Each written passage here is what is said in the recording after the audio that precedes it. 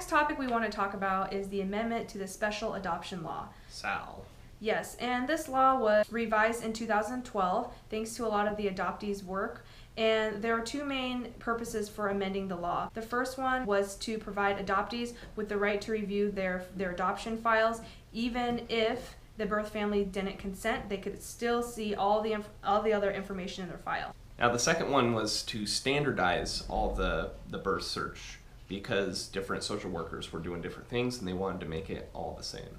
Yeah, ultimately providing adoptees with the same kind of care and treatment and respect for trying to find their families. I think that's pretty reasonable. I do too. The main point that adoptees are trying to convey and trying to amend these laws is that it is our human right to know about our identities and where we came from. This is difficult because there's two sides, and this is what makes it so difficult, because the government runs the KAS, and they have to think of it also the rights of the parents as well. The parents have the right to not have their personal information given out. If they don't want to have anything to do with the adoptee, they shouldn't have to, because it's their right as well. But it's also the right of the adoptee to know about where they came from, their genetic history, any medical stuff. They have the right to know that as well. And so it's really, really touch and go on the legality. And that's where it's difficult.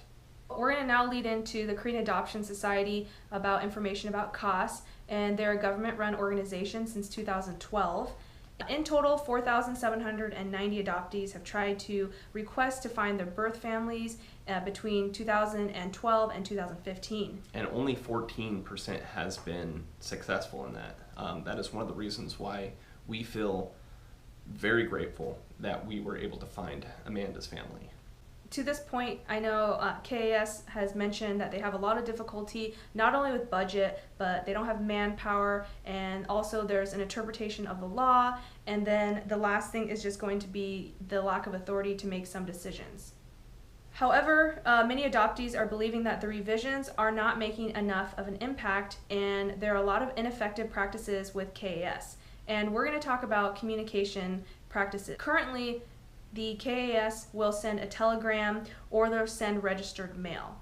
And we think this is, really ineffective because it's not done by a current method like text or phone call. Yeah, now one of the difficult things as well is, let's say if that unwed mother that gave up their child is now married to someone and the telegram comes to that person, maybe they'll just throw it away.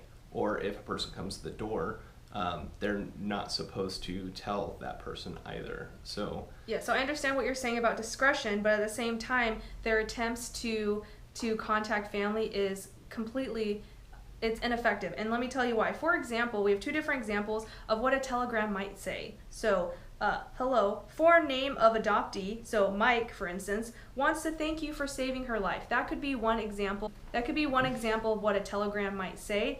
And no one in their right mind is going to respond and say, yes, that's my long lost, daughter or son, and I want to contact them, yes. Okay, the second instance is a foreigner wants to meet you. Now, those are the two different ways from a telegram or registered mail that could really be sent by KAS, and that's supposed to elicit a response. If I was a birth parent, I would not even respond to that. I would think it was solicitation.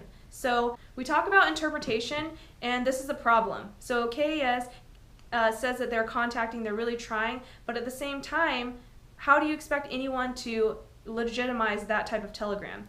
And so what they're doing is the interpretation aspect that KADs have a problem with is that a non-response is basically implying that the birth mother does not want to meet the KAD, and that's what closes the case, and that's what makes many KADs start the process over again, is because they're not getting a direct reply. They're not contacting them and letting know the situation. The government's just taking it as a non-response as a no.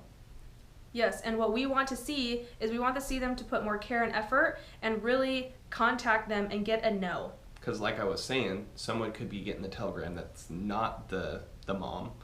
They could be, someone from the new family that doesn't want to have anything part of the adoptee's life.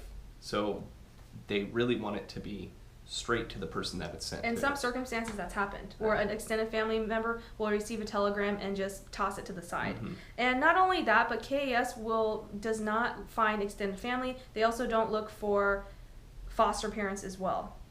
So it's really limiting the KAD's ability to find their identity when it's birth parents or pretty much no one else, and then you're basically shit out of luck.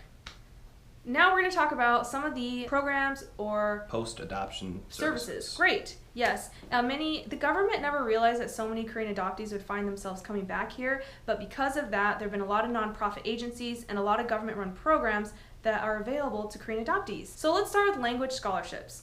Many nonprofits like GOAL or KAS or the government has Korean language scholarships, which will give you a significant discount and will really help you familiarize yourself with the language if you decide to move to Korea.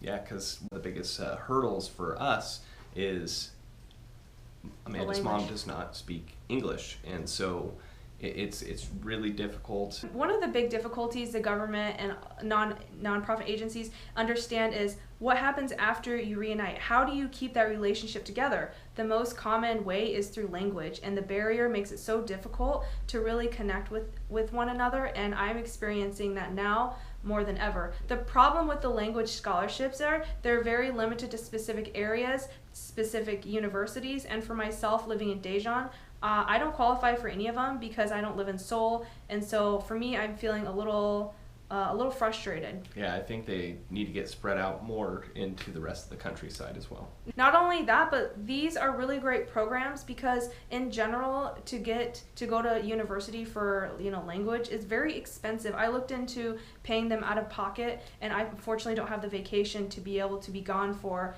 a 6 weeks session outside of work. So I'm not going to be able to do that unless there's a way I can gravitate towards Korean classes offered at the university where I work.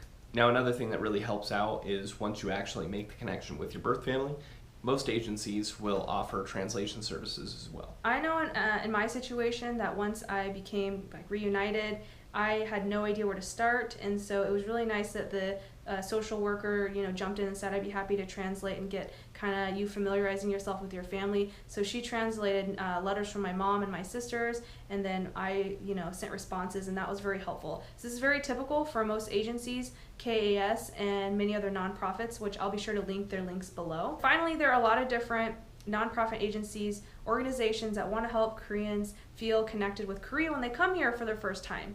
So the IKAA is a gathering with Korean adoptees, and it happens every 3 years in Seoul, and I just missed it last year, so hopefully I'll be here and I'll be able to make the next one. Once it gets big enough, hopefully it becomes like an every year thing. I know, I love that. I can't believe I missed it. The other one is Co-Root, which does offer temporary housing for Korean adoptees if you're coming here. They also host a lot of different activities for various holidays where you can come and connect with other Korean adoptees.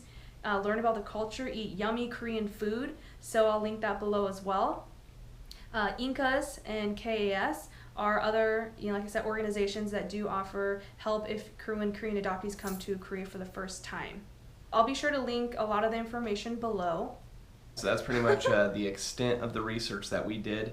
Now, disclaimer, we are not experts on the subject. Yes. Definitely not experts. If we missed anything, please leave a comment below to correct us. Yes. We just felt like we wanted to try to research a lot of the common questions that are out there from KEDs and also to provide some research and resources in one spot. And we had actually went to one of the meetings as well with KAS, I believe. Yeah, so check out our video if you haven't seen it and explain about my first experience, but now it got extremely heated. But now I understand why. Yeah.